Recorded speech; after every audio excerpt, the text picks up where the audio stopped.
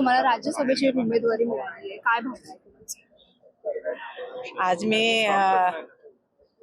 आज मी राज्यसभेची उमेदवारी अर्ज भरलेला आहे।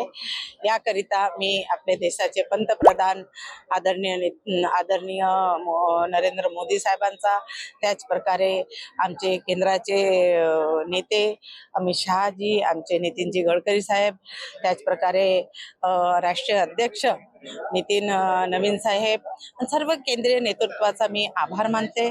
परंतु ज्यांनी मला नगरसेवक ते आज मी राज्यसभेचे अर्ज दाखल केलेले आहे, असे माझे राज्याचे मुख्यमंत्री, माझे मार्गदर्शक आदरणीय देवेंद्रजी फडणवीस साहेब यांचा मनापासून आभार मानते, त्यांना धन्यवाद देते।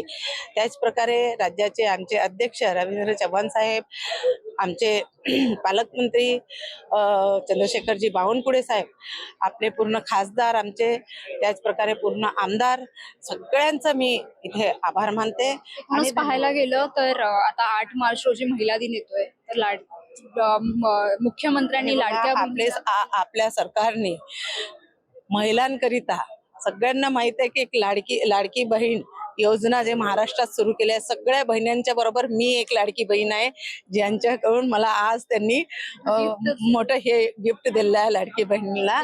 आणि महिला सक्षमीकरण हे फक्त भारतीय जनता पक्षातच होऊ शकते, आणि हे असं जे काही आहे हे नवीन फक्त भारतीय जनता पार्टी करू शकते।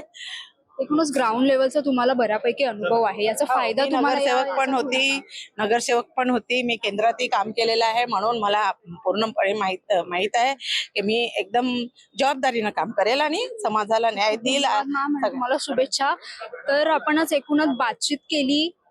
आजच दुपारी भाजपने माया इवनाते यांना राज्यसभेसाठी उमेदवारी जाहीर केली आहे। आपण एकूणच त्यांच्याशी बातचीत केली आणि त्यांनी केंद्रातील नेत्यांचे तसेच मुख्यमंत्री देवेंद्र फडणवीसांचे देखील याद्वारे आभार मानले आहेत। तर मी जान्हवी जाधव, कॅमेरामॅन आसिम यांच्यासह मुंबई।